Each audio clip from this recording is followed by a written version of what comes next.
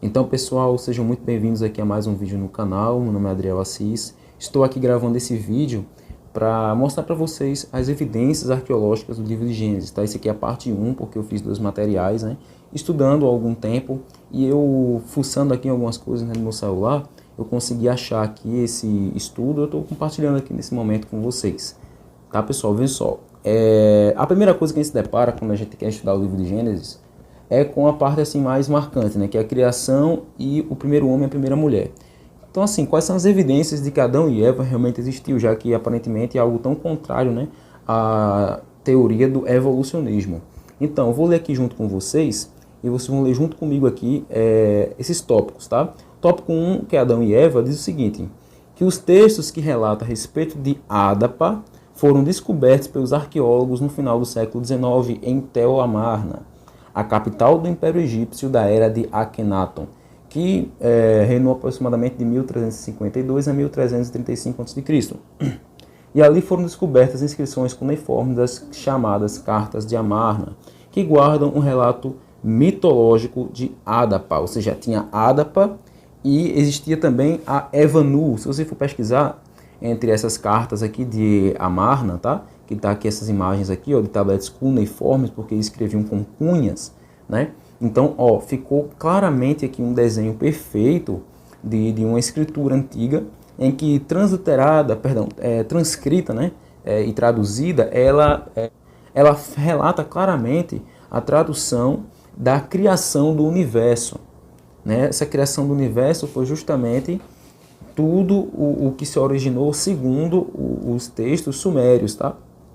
Esse texto aqui, ele é um texto sumério. Então, as Cartas de Amarna é muito interessante para a gente estudar sobre as origens da humanidade, né, um ponto de vista bíblico e da época bíblica. Porque, como a Bíblia veio do Oriente Médio, muitas coisas da cultura, né, do Oriente Médio, dos mitos, das lendas, estão contidas na Bíblia, só que de uma forma real. Ou seja, o autor contou de uma forma diferente? Não. Simplesmente ele utilizou da mesma fonte histórica para escrever do jeito dele, do modo que ele mais compreendia aquele texto. Então é isso que a gente tem que prestar mais atenção quando a gente for estudar a Bíblia, para não se deparar com certos sincretismos, né? Então, assim, de acordo com M.C. Cole, acho que é assim o nome dele, McCall, acho que é McCall, né? De 1994, esse mito foi escrito em tabletes de argila contendo 120 linhas datadas entre o 15º e 14º século a.C. Porém, há referências mais antigas deste mito em Nínive, no início do segundo milênio a.C. Segundo a tradição feita por McCall, Adapa era um sábio sacerdote de Ea, ou seja, de Enki, um deus sumério, na cidade de Eridu, que depois se tornou uma cidade com posse dos caldeus.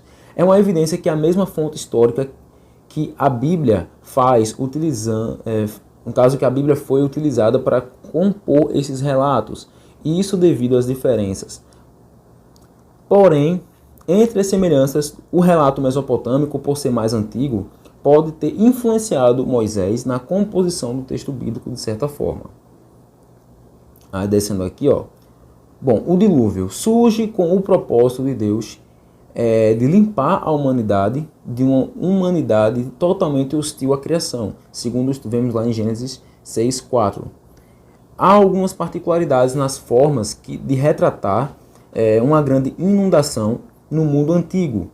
No épico babilônico, por exemplo, a epopeia de Gilgamesh, do século 7 a.C., o Utnapishtim, acho que é assim, Utnapishtim, isso, equivalente a Noé, o Noé bíblico, em que ele construiu um enorme barco devido à ira do deus Enlil, que estava aborrecido com o barulho da terra, até que Enki, divindade das águas, revela a ele esse intento, ou seja, Enki era o divindade que era casado com esse Enlil. Quem tiver a Bíblia a Bíblia de estudo arqueológica vai perceber isso lá. Então, assim, ele viu que a esposa não estava gostando daquela situação e tal, né? Então, por serem deuses, o que um deus determina vai acontecer. Mas é que tá, o Enki teve a intenção de instruir, né? Esse aqui, o Utnapishtim, é um nome meio complicado esse nome, né? Mas assim, ele instruiu o Noé da epopeia de Gilgamesh para construir esse barco. Então, ele constrói. Você vê que a mesma fonte da Bíblia é utilizada em todos os textos antigos, justamente porque foi uma história real. Esse aqui, ó, é um tablete cuneiforme da epopeia de Gilgamesh, tá? Justamente desse texto aqui, que eu acabei de explicar, que mostra essa história, né? Vamos lá. Outra versão é o conto acadiano de Atrahasis, lá do aproximadamente do ano 1600 a.C., que é praticamente igual ao Gilgamesh. Difere somente no nome do herói. O nome do herói ele é outro, ou seja, o tablete ele é fragmentado aqui, ó. Ele remonta, né, a história de Atrahasis, tá vendo? Ele está todo fragmentado aqui. Uma parte está apagada, tá? Porque faz muitos anos, né, que ele foi descoberto, mas enfim, eles nos mostram fontes interessantes a respeito disso. A versão sumeriana é até então a mais antiga, chamada de Gênese de Eridu, o surgimento da criação das primeiras cidades, dos governantes e de uma grande inundação. O nome do herói era Zilsudra. Preste atenção nesse nome que depois eu vou fazer um comentário interessante. Ainda um terceiro texto, esse foi o que adicionei, tá? Você não encontra em todos os lugares. Essa citação aqui foi o que coloquei nesse estudo. Ainda um terceiro texto, desta vez no Códex de 5 livros egípcios da Biblioteca de Alexandria e 7 celtas, datando do 1º século. Claro que alguns, nem todos desses 7 documentos celtas relatam algo que aconteceu no 1º século, mas o livro, por exemplo, da Bretanha, que é um livro que está contido entre esses 7 livros, que é de origem cristã, inclusive, ele é datado do século I ao século II depois de Cristo, chamado de Bíblia Cobrin, que tendem a narrar a criação a partir de um Deus único, que fornece uma curiosidade. Bom, aqui é uma imagem que eu coloquei, ó, de um manuscrito de bronze, que representa a forma que a Bíblia Cobrin provavelmente foi escrita com os seus 5 primeiros livros, chamados de livros de bronze, justamente por conta de que essa Bíblia Cobrin ela teve uma intenção de sobreviver a um suposto incêndio na biblioteca de Glastonbury, porque quando incendiaram Alexandria, muita coisa da Cobrin se perdeu. Inclusive eu vou fazer um vídeo falando sobre isso, tá? Então fiquem ligados no canal, se não é inscrito, se inscreva, já com o sininho ativado para poder ficar ciente, né, de todos os vídeos novos que saem aqui no canal. Bom, portanto, um grande navio foi colocado sob a liderança de Anok. Isso é o que está na Bíblia Cobrin, tá? Eu fiz a citação aqui, mas no final eu vou dizer de onde é que está. Portanto, um grande navio foi colocado sob a liderança de Anok, filho de Ugaretu, por Sisuda, rei de Sarapesh, de cuja tesouraria veio o pagamento para a construção do navio. Preste atenção nesse relato. Esse relato está na Bíblia Cobrin, lá no livro dos, se não me engano, dos pergaminhos ou dos recolhimentos. Aqui no final eu cito. Verso 18. Foi construído no lago de Namos, perto do rio de Ouro, onde ele se divide. Toda a casa de Anok foi para lá, e a casa de seu irmão, que dirigia os homens na tarefa. Drivan, capitão de navios da terra além de Ardis, era superintendente dos artesãos. As mulheres e as crianças carregavam e os homens construíram. O comprimento do grande barco era de 300 côvados, e sua largura era de 50 côvados, e era terminado em cima por um côvado. Tinha 3 andares que foram construídos sem pausa. Prestem muita atenção aqui nesse versículo 18. Tá? Sobretudo alguns nomes, que depois eu vou mencionar mais tarde sobre eles. A parte mais baixa era para as bestas e gado e sua pastagem, e foi forrado com a areia do rio, e do meio era para pássaros e aves, para plantas de todo o tipo, para que são boas para homens e animais. E a mais alta era para o povo. Cada andar foi dividido em 2, de modo que havia 6 andares abaixo e uma acima, e eles foram divididos em 7 partições. Nele havia cisternas para água e depósitos para comida. E foi construído com madeira ascara, cuja água não pode apodrecer ou vermes entrar. Foi calafetado por dentro e por fora, e as cisternas estavam alinhadas, as tábuas eram afiadas, e as juntas eram feitas rapidamente com cabelo e óleo. Grandes pedras foram penduradas em cordas de couro trançado, e o navio estava sem mastro ou remos. Não havia mastros nem aberturas, exceto por uma escotilha sobre os beirais superiores, onde todas as coisas entravam. A escotilha foi protegida por grandes vigas. No grande navio, eles levaram somente de todas as coisas vivas. Grão foi colocado em cestos e gado, muitas ovelhas, né, foram mortas pela carne que foi defumada, ou seja, ou assada ou oferecida em sacrifícios. Eles também levaram todos os tipos de animais do campo, as bestas selvagens, pássaros e aves, todas as coisas que rastejam. Também ouro e prata, metais e pedras. As pessoas da planície vieram e acamparam para ver esta maravilha. Até mesmo os filhos de Nezirá estavam entre eles. E diariamente ridicularizavam os construtores do grande navio. Para estes não ficaram desanimados, mas estes não ficaram desanimados. E trabalharam duro na tarefa. Eles disseram aos escarnecedores: aproveitem sua honra, pois a nossa certamente virá. No dia marcado, os que deviam ir com o grande navio partiram de suas casas e do acampamento. Eles beijaram as pedras e abraçaram as árvores e reuniram punhados de terra, pois tudo isso eles não veriam mais. Eles carregaram o grande navio com suas posses e todas as suas provisões. Eles colocaram uma cabeça de carneiro sobre a escotilha, derramando sangue, leite, mel e cerveja, batendo em seus seios, chorando e lamentando. As pessoas entraram num grande alojamento e fecharam a escotilha, tornando-a segura por dentro. O livro dos recolhimentos, capítulo 4, do verso 17, parte F, até o verso 22, que eu acabei de ler aqui. Então, assim, percebam que essa parte do texto tem muitas similaridades no primeiro parágrafo. Temos o nome Sisuda, rei de Sarapeste, semelhante ao nome do herói da Gênesis de Eridu, o texto mais antigo sumério, que é Zilsudra. Se eu tirar aqui, ó, algumas letras, né, parece muito com o nome Sisuda. Não sei se é transliteração também, né, mas enfim. É engraçado que Sisudra, da Gênesis de Eridu, também é um rei. Outra curiosidade importante sobre Gênesis 6, do 14 ao 17, que diz que algo muito parecido, até marquei aqui de vermelho, ó, o que se parece lá em cima com o que lemos segundo a Bíblia Cobrim. Mas vamos ler aqui o que diz em Gênesis 6, do 17 ao 14. Faze para ti uma arca de madeira de gofer, farás compartimentos na arca e a betumarás por dentro e por fora com betume. E desta maneira a farás de 300 côvados o comprimento da arca e de 50 côvados a sua largura, de 30 côvados sua altura. Preste muita atenção nesse versículo 15. Farás na arca uma janela, e de um côvado a acabarás em cima, e a porta da arca porás ao seu lado. Far-lhe-ás andares baixo, segundo e terceiro, ou seja, 3 andares tinha a arca.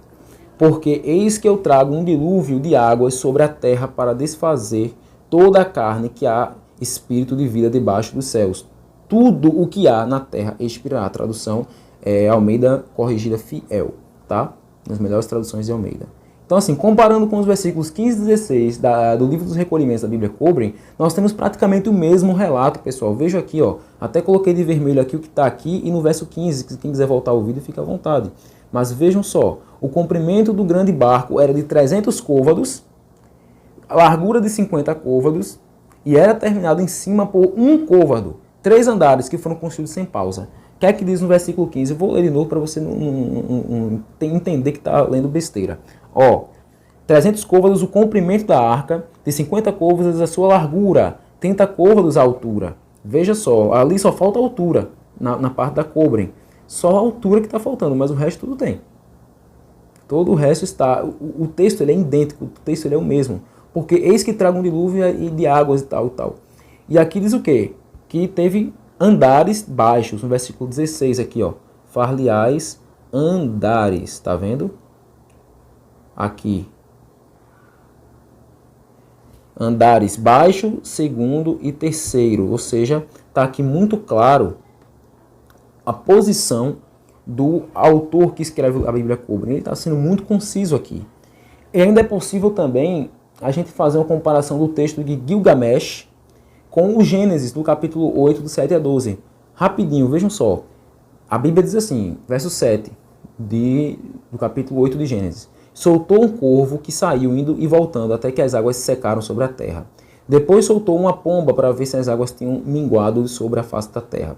A pomba, porém, não achou repouso para plantar seu pé, e voltou a ele para a arca, porque as águas estavam sobre a face de toda a terra. E ele estendeu a sua mão, e tomou-a, e recolheu-a consigo na arca.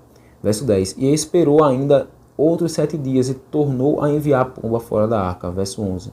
E a pomba voltou a ele à tarde, e eis que arrancada uma folha de oliveira do seu bico, e conheceu Noé que as águas tinham minguado de sobre a terra.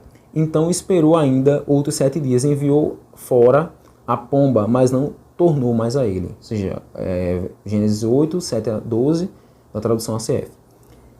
Então assim, pessoal, quando eu vou ver lá no texto de Gilgamesh, veja o que está escrito lá, em forma bem poética, mas praticamente é o mesmo relato. Quando o 7º dia chegou, deixei uma pomba partir livre. A pomba foi e retornou. Não encontrando lugar para pousar, ela retornou. Deixei uma andorinha partir livre. A andorinha foi e retornou. Não encontrando lugar para pousar, ela retornou. Deixei um corvo partir livre. Ele foi embora e viu que as águas haviam abaixado. Ele comeu, voou de um lado para o outro, expeliu os excrementos e não retornou. Fragmento da Epopeia de Gilgamesh, seção Vozes Antigas da Bíblia de Estudo Arqueológica, página 14. Quem for lá vai ver esse fragmento lá. Vocês estão vendo que é o mesmo relato, que sempre se utiliza do mesmo pressuposto para criar-se algo. Mas o que é que acho interessante? Que geralmente são mais complexos esses relatos que não são da Bíblia. A Bíblia é mais resumida. É mais fácil eu, para dar veracidade a algo que eu plagio, que eu copio, colocar mais enfeites, digamos assim, em um plágio, uma cópia, do que simplesmente usar o original como base para fazer algo mais simples. Entenderam? Então o que eu estou querendo dizer aqui é que geralmente esses textos aqui eles adotam uma característica tão diferente da Bíblia que tornam ele mais complexos ou mais completos, e a Bíblia fica naquele resumo, naquele negócio. É isso e pronto. Né? Então isso determina justamente que a Bíblia ela se aproxima mais dos fatos históricos narrados de fontes mais confiáveis, ou seja, de fontes mais históricas. Mas não deixa de ser relevante esses textos, porque nos mostram a veracidade que a Bíblia tem. Sei que há muito a se comunicar sobre esse tema, mas vou deixar curiosidades para um próximo estudo no quadro Escavando a Verdade, que é um quadro que eu já estava planejando há muito tempo, mas devido justamente a tempo que eu não consegui. Mas tá aqui, ó, fiz no dia 14/2, 2020, estou fazendo hoje esse estudo, né, compartilhando com vocês. Mas enfim, pessoal, espero que vocês tenham gostado aqui do vídeo. Já se inscrevam lá no meu canal. E é isso. Quem quiser também, aqui embaixo na descrição, estou deixando um curso de arqueologia, um curso introdutório, né, chamado Bíblia 3D, com o professor Rodrigo Silva. É gratuito, só você colocar seu e-mail, seu nome e número de telefone e tal. Só se cadastrar e obter gratuitamente 4 aulas completas, tá bom, pessoal? É isso, até mais. Que Yahweh abençoe a todos. Então, pessoal, se vocês gostaram desse vídeo, não se esquecem de se inscrever, de curtir e de compartilhar o vídeo. Até mais.